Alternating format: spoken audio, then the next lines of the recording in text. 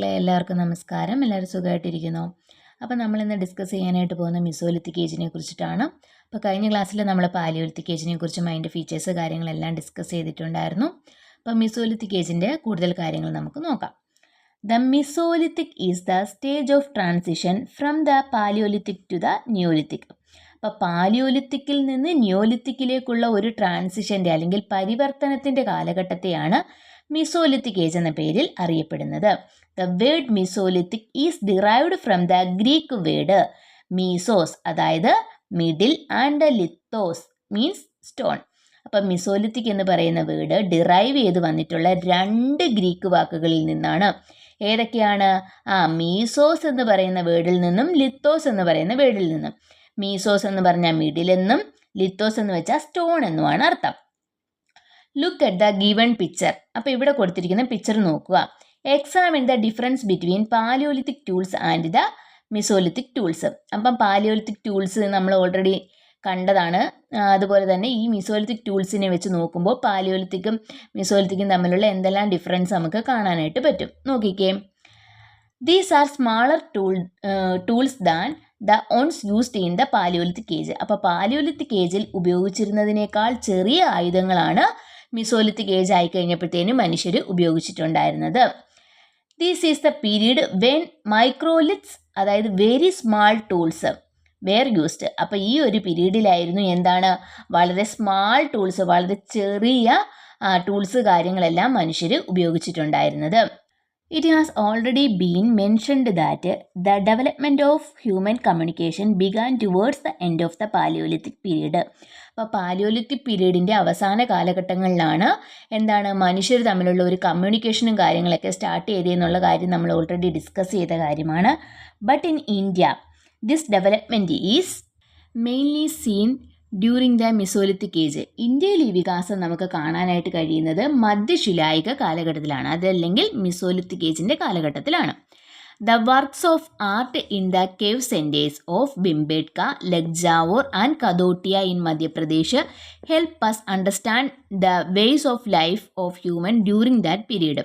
അപ്പം നോക്കിക്കേ, അവരുടെ ആ ഒരു കാലഘട്ടത്തിലുണ്ടായിരുന്ന ആർട്ട് വർക്കുകളും പലതരത്തിലുള്ള കേവ് സെൻറ്റേഴ്സിൽ നമുക്ക് കാണാനായിട്ട് പറ്റും. ബിംബേഡ്ക, ലഗ്ജാവോർ, കദോട്ടിയ ഇൻ മധ്യപ്രദേശിലെ ബിംബേഡ്ക, ലഗ്ജാവോർ, കദോട്ടിയ എന്നീ ഗുഹാ കേന്ദ്രങ്ങളിൽ നിന്ന് അവരുടെ ആർട്സിൻ്റെ വിവരങ്ങളും കാര്യങ്ങളും ഒക്കെ നമുക്ക് അന്നത്തെ കാലഘട്ടത്തിൽ അവർ ഉപയോഗിച്ചിട്ടുണ്ടായിരുന്ന കലാസൃഷ്ടികളുടെ കാര്യങ്ങളെല്ലാം നമുക്ക് അറിയാനായിട്ട് സാധിക്കുമെന്നാണ് ഇവിടെ കൊടുത്തിട്ടുള്ളത്. ഇവിടെ നോക്കിക്കഴിഞ്ഞാൽ നമുക്ക് കുറേ കേവ് പെയിൻറ്റിങ്സ് കാണാം. ബിംബേഡ്കയിലെയും ലഗ്ജാവോറിലെയും അതുപോലെ തന്നെ കദോട്ടിയയിലേക്ക് പലതരത്തിലുള്ള കേവ് പെയിൻറ്റിങ്സ് കാണാം. ഈ കേവ് പെയിൻറ്റിങ്സിൽ നിന്ന് അന്നത്തെ കാലഘട്ടത്തിലെ മനുഷ്യർ എന്തെല്ലാം കാര്യങ്ങളിലാണ് ഏർപ്പെട്ടിരുന്നതെന്നാണ് മനസ്സിലാക്കാനായിട്ട് പറ്റുന്നത്.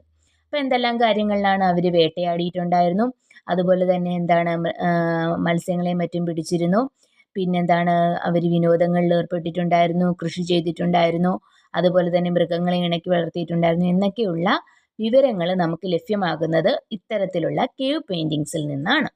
അപ്പോൾ ഇവിടെ നോക്കിക്കേ. Look at the pictures given above and list down the activities depicted in them. അപ്പോൾ എന്തെല്ലാം ആക്ടിവിറ്റീസിലാണ് അന്നത്തെ കാലഘട്ടത്തിലുണ്ടായിരുന്ന മനുഷ്യർ ഏർപ്പെട്ടിട്ടുണ്ടായിരുന്നു എന്നുള്ളത് നമ്മളിവിടെ എഴുതി ചേർക്കണം. അപ്പോൾ ഞാൻ ഇവിടെ പറഞ്ഞ കാര്യങ്ങളെല്ലാം നിങ്ങൾ എന്ത് ചെയ്യണം, ഇവിടെ എഴുതി ചേർക്കുക. ശ്രദ്ധിച്ചേ. The ways of life of Mesolithic human can be understood from these pictures. അപ്പോൾ ഈ ഒരു പിക്ചേഴ്സിൽ നിന്നെല്ലാം അന്നത്തെ കാലഘട്ടത്തിലെ മനുഷ്യരുടെ ജീവിതത്തെക്കുറിച്ച് നമുക്ക് മനസ്സിലാക്കാനായിട്ട് സാധിക്കും. The characteristics of this period are given below. അപ്പം ഈ ഒരു കാലഘട്ടത്തിൻ്റെ പ്രധാനപ്പെട്ട സവിശേഷതകൾ കാര്യങ്ങളെല്ലാം നമുക്ക് ഈ പോയിന്റുകളിൽ നിന്ന് മനസ്സിലാക്കാം. എന്തൊക്കെ പോയിന്റുകളാണ് നോക്കിക്കേ. Use of microliths or very small stone tools. അന്നത്തെ കാലഘട്ടത്തിലെ ആളുകൾ മൈക്രോലിത്തുകൾ അല്ലെങ്കിൽ വളരെ സ്മാളായിട്ടുള്ള സ്റ്റോൺ ടൂൾസ് ആയിരുന്നു ആ കാലഘട്ടത്തിൽ ഉപയോഗിച്ചിട്ടുണ്ടായിരുന്നത്. Apart from hunting and gathering, fishing also become a means of livelihood.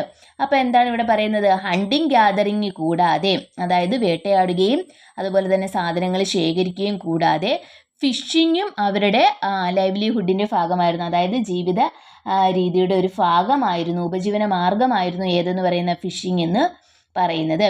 അതുപോലെ തന്നെ എന്താണ് indications of domestication of animals. അപ്പം അന്നത്തെ കാലഘട്ടത്തിലെ ആളുകൾ എന്ത് ചെയ്തിട്ടുണ്ടായിരുന്നു, ഡൊമസ്റ്റിക്കേഷൻ ഓഫ് അനിമൽസ്, അതായത് മൃഗങ്ങളെ ഇണക്കി വളർത്തിയിരുന്നു എന്നതിൻ്റെ തെളിവുകൾ ലഭിച്ചിട്ടുണ്ടായിരുന്നു. അതുപോലെ തന്നെ അമ്യൂസ്മെൻറ്റ്സ്, അതായത് വിനോദങ്ങളിൽ ഏർപ്പെട്ടിട്ടുണ്ടായിരുന്നു എന്നതിൻ്റെ തെളിവുകളും കാര്യങ്ങളും ഒക്കെ നമുക്ക് ലഭിക്കും. അതുപോലെ തന്നെ എന്താണ് division of labour based on ജെൻഡറിൻ്റെ അടിസ്ഥാനത്തിൽ എന്താണ് തൊഴിൽ വിഭജനവും കാര്യങ്ങളും ഒക്കെ അന്നത്തെ കാലഘട്ടത്തിൽ നിലനിന്നിട്ടുണ്ടായിരുന്നു എന്ന് നമുക്ക് മനസ്സിലാക്കാനായിട്ട് സാധിക്കും. ഇനി മിസോലിത്തിക് സെൻറ്റേഴ്സ് ആണ് പറയാനായിട്ട് പോകുന്നത്. അപ്പോൾ ഇതൊക്കെ ഒന്ന് ഓർത്ത് വെച്ചേക്കാം, പരീക്ഷയ്ക്ക് ചോദിക്കുന്ന കാര്യമാണ്. ആദ്യത്തെ എന്ന് പറഞ്ഞാൽ സ്റ്റാർക്കാർ എവിടെയാണ്, ഇംഗ്ലണ്ടിൽ. അതുപോലെ തന്നെ ഫാഹിയാൻ കേവ് എവിടെയാണ്, ശ്രീലങ്കയിൽ. അതുപോലെ തന്നെ സരൈ നഹർ റായ് എവിടെയാണ്, ഇന്ത്യയിലാണ്, ഉത്തർപ്രദേശിലാണ് ഈ ഒരു സൈറ്റ് സ്ഥിതി ചെയ്യുന്നത്. ഓക്കെ, ശ്രദ്ധിച്ചേ, നമ്മൾ ആദ്യം പറയാനായിട്ട് പോകുന്നത് സ്റ്റാർക്കാറിനെ കുറിച്ചാണ്. സ്റ്റാർക്കാർ ദ മിസോലിത്തിക് സൈറ്റ് ഇൻ യൂറോപ്പിലെ മിസോലിത്തിക് സൈറ്റ് ആയിരുന്നു. സ്റ്റാർക്കാറിനെ കുറിച്ചാണ് പറയാനായിട്ട് പോകുന്നത്. നോക്കിക്കേ, it is A Mesolithic open air settlement in north east England. അപ്പം നോർത്ത് ഈസ്റ്റ് ഇംഗ്ലണ്ടിലുള്ള ഒരു ഓപ്പൺ എയർ സെറ്റിൽമെൻ്റ് ആയിരുന്നു ഏതെന്ന് പറയുന്നത്, സ്റ്റാർക്കാർ എന്ന് പറയുന്നത്. അതുപോലെ തന്നെ the main attraction of this site is the presence of organic remains. അപ്പം ഈ ഒരു സൈറ്റിൻ്റെ മെയിൻ ആയിട്ടുള്ള അട്രാക്ഷൻ അല്ലെങ്കിൽ പ്രധാനപ്പെട്ട ഒരു സവിശേഷത എന്ന് പറയുന്നത് എന്താണ്, the presence of organic remains, ജൈവ അവശിഷ്ടങ്ങളുടെ സാന്നിധ്യമായിരുന്നു ഈ സൈറ്റിൻ്റെ പ്രധാനപ്പെട്ട സവിശേഷത. Tools made of stone and bones were found here. അപ്പോൾ അവിടെ നിന്നും സ്റ്റോണിൽ നിന്നും ബോൺസിൽ നിന്നുമുള്ള ടൂൾസിൻ്റെയൊക്കെ അവശിഷ്ടങ്ങൾ കാര്യങ്ങൾ കിട്ടിയിട്ടുണ്ട്.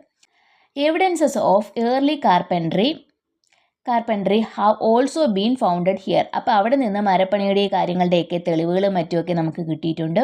It is believed that early human used this area as A temporary settlement. ഇതിൽ നിന്നെല്ലാം നമുക്ക് മനസ്സിലാക്കാനായിട്ട് പറ്റുന്നത് അന്നത്തെ കാലഘട്ടത്തിലുണ്ടായിരുന്ന ഏർലി ഹ്യൂമൻസ് യൂസ് ചെയ്തിട്ടുള്ള ഒരു ടെമ്പററി സെറ്റിൽമെൻറ്റ്, അതായത് താൽക്കാലികമായിട്ടുള്ള ഒരു വാസത്തിന് വേണ്ടിയിട്ട് ഉപയോഗിച്ചിരുന്ന ഒരു സൈറ്റായിട്ട് മാത്രമാണ് എന്ത് ചെയ്യുന്നത്, ഈ സ്റ്റാർക്കാറിനെ കണക്കാക്കാനായിട്ട് സാധിക്കുന്നത്.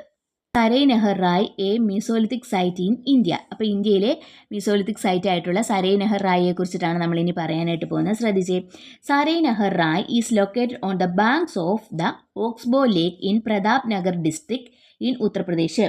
അപ്പോൾ ഉത്തർപ്രദേശിലെ പ്രതാപ് നഗർ ജില്ലയിലെ ഓക്സ്ബോ തടാകക്കരയിലാണ് ഏത് പ്രദേശം സ്ഥിതി ചെയ്യുന്നത്, സരൈ നഹർ റായ് എന്ന് പറയുന്ന പ്രദേശം സ്ഥിതി ചെയ്യുന്നത്. Microliths a major features of the Mesolithic culture period have been founded here. അപ്പം മിസോലിത്തിക് സൈറ്റിൻ്റെ പ്രധാനപ്പെട്ട സവിശേഷതയായിട്ടുള്ള മൈക്രോലിത്തുകളും മറ്റുമൊക്കെ നമുക്ക് ഇവിടെ നിന്ന് കണ്ടെത്താനായിട്ട് സാധിച്ചിട്ടുണ്ട്. The tall human bones found here are significant archaeological evidences. അപ്പോൾ അതുപോലെ തന്നെ വളരെ വലിയ മനുഷ്യരുടെ എല്ലുകൾ കാര്യങ്ങളൊക്കെ നമുക്ക് ഈ ഒരു പ്രദേശത്തു നിന്ന് ലഭ്യമായിട്ടുണ്ട്. The height of men is 180 centimetre and that of woman is 170 centimetre. അവിടെ നിന്ന് ലഭിച്ച എല്ലുകളുടെ അടിസ്ഥാനത്തിൽ അന്നത്തെ കാലഘട്ടത്തിലെ പുരുഷന്മാരുടെ ഉയരം 180 സെൻറ്റിമീറ്റർ ആയിട്ടും സ്ത്രീകളുടെ ഉയരം 170 സെൻറ്റിമീറ്റർ ആയിട്ടുമാണ് കണക്കാക്കുന്നത്. It is believed that boss and arrows wear used for hunting. അന്നത്തെ ഒരു എവിഡൻസിൽ നിന്നും ഒക്കെ നമുക്ക് മനസ്സിലാക്കാനായിട്ട് പറ്റുന്ന അവർ ഹണ്ടിങ്ങിന് വേണ്ടിയിട്ട് ബോസ് ആൻഡ് ആരോസ് അതായത് അമ്പും വില്ലും മറ്റുമൊക്കെ ഉപയോഗപ്പെടുത്തിയിട്ടുണ്ടായിരുന്നു എന്ന് മനസ്സിലാക്കാം. There is evidence to show the seeds were collected and stored. അപ്പോൾ അവിടെ നിന്ന് നമുക്ക് ലഭ്യമായിട്ടുള്ള വിവരങ്ങളുടെ അടിസ്ഥാനത്തിൽ സീഡുകളും മറ്റുമൊക്കെ എന്ത് ചെയ്തിട്ടുണ്ട്, കളക്ട് ചെയ്യുകയും അതുപോലെ തന്നെ സ്റ്റോർ ചെയ്യുകയും ചെയ്തിട്ടുണ്ടായിരുന്നു എന്ന് മനസ്സിലാക്കാം. അതുപോലെ തന്നെ animal hide was used as ക്ലോത്തിങ്ങിന് വേണ്ടി മൃഗത്തോലുകളും മറ്റുമൊക്കെ അന്നത്തെ കാലഘട്ടത്തിൽ അവർ ഉപയോഗപ്പെടുത്തിയിട്ടുണ്ടായിരുന്നു.